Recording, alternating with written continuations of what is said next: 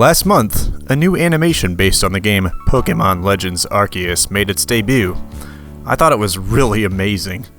There have been some really great Pokémon animation projects over the years, but most of the time, the one thing holding them back creatively was their need to rely on nostalgia. Even something a little more separated from the games, such as Bidoof's Big Stand, had some external marketing factor leading to its existence. In the case of Big Stand, it was a part of a continued effort to push Bidoof as a meme Pokémon. Nostalgia is a powerful thing, and with something as culturally significant as Pokémon, it's easy to use nostalgia to immediately get people interested in something. It may seem the easiest to make a new animation based on the latest games, but I would actually argue that it is, in fact, the opposite. It is much more risky to create something based on a game that, well, a lot of people are enjoying, is still new, and hasn't reached the point where anyone is getting nostalgic or sentimental about it.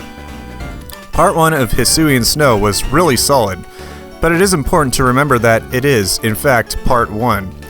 Now, Part 2 is here, and I am going to take a look at it. As always, I will be discussing everything in full, so spoilers will be in effect.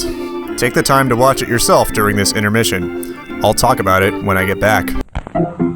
Let's all go to the lobby, let's all go to the lobby, let's all go to the lobby to get ourselves a treat. Delicious things to eat. The popcorn can't be beat. The sparkling drinks are just dandy. The chocolate bars and the candy. So let's all go to the lobby to get ourselves a treat. Let's all go to the lobby to get ourselves a treat. Okay, welcome back. Alright, first of all, I got to say that it took a little while to appreciate what they were going for here.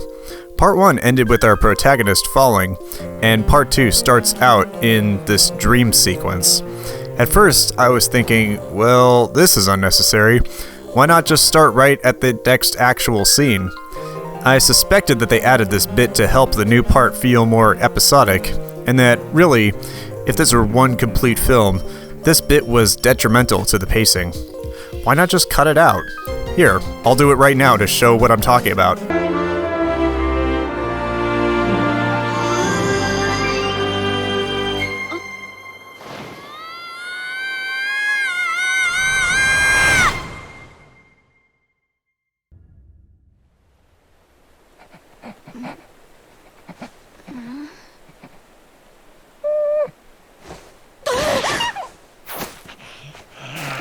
Well, thankfully, I waited until the end of Part 2 to decide on whether I was right or wrong.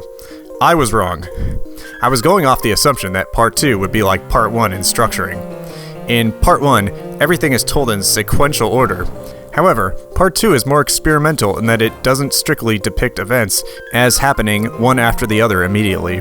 The scene opening Part 2 feels superfluous at first, but by the end, it makes sense. This second part is longer than the first, and for me, this is great because for a good portion of the story here, things move at a much slower pace. Part 1 ended with the protagonist, Alec, being introduced to the Pokémon Hisuian Snow, and for us to feel any sort of believable emotions between these two, they need to spend some time together. After the opening dream sequence, which I'll get to later, there is more interaction between Alec and Zorua. The reason why I was actually captivated by the scene that takes place on the cliff's edge, which, by the way, they didn't actually fall off the entire cliff at the end of Part 1, is that it doesn't fall into an all-too-familiar trap of emotional signposting. One thing that some storytellers don't get is that sometimes it's more engaging and thought-provoking when some things about characters are left ambiguous. There's a difference between showing the actual things a character is experiencing and actually telling the audience exactly how the character feels about these things. For example, they show Alec crying. It's obvious that he's crying, but how much less interesting would this be if they told us exactly why? Is it the physical pain he experienced from his fall? Well, I mean, he does reference that at first, but not when he's actually crying. Or is this pain more emotional? Is he grabbing at the snow as more of a hopeless gesture, or more in frustration at himself for getting himself into this situation, or none of the above and just an instinctive reaction to the pain in his leg? They could have scripted and edited this scene entirely different. There could have been quicker cuts, prominent music, and shots and dialogue emphasizing, "Ow, that hurts," or "How am I going to get out of here?" This may convey more on a surface level, but it's much more boring. People and all living things are complicated. There are many layers to emotions and how they are outwardly displayed. It's not that this scene doesn't have emotions, it's just that they are not made obvious in a transparent way. There are a lot of shots of Zorua where it is neither smiling nor frowning, and I was absolutely captivated by the Pokémon, trying to figure out what it was feeling. Well, Alec needs to get to safety, that much is clear, but how? After he helps Zorua up, in a bit of misdirection, it looks like he'll get out just fine, but then his line breaks. But Zorua seems to be focused on something else and tosses him a couple vegetable-like objects. It actually took me a few seconds to realize that these were medicinal leeks from the game.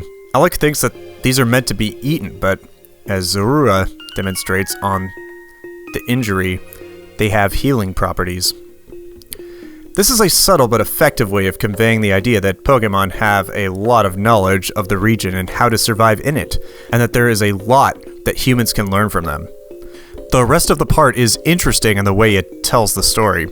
Alec crossing over the same area he came from, reuniting with his father, and Zorua slinking back into the shadows. Alec tries to reassure his father that Zorua is friendly. Notice the mirroring between this scene and the dream sequence earlier, particularly the torch and later the mask on the ground. In an event that I would imagine to be quite scary if it happened for real, Alec and his father are confronted with Zoroark and more Zorua and their illusions before they vanish. As they walk away, Alec is tired but reflecting on what just happened. Then, possibly the coolest transition between scenes happens.